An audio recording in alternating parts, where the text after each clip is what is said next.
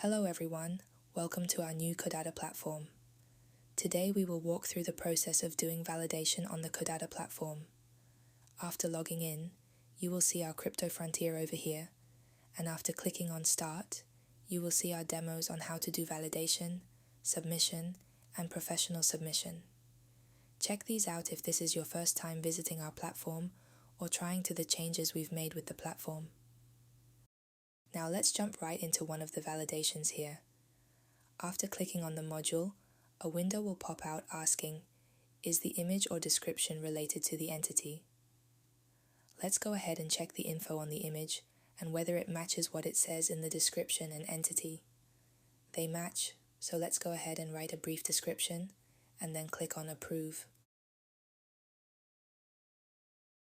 And over here, where it says History, is where you will see the validations you have completed before.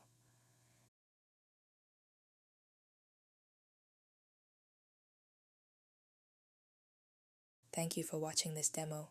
Happy validating.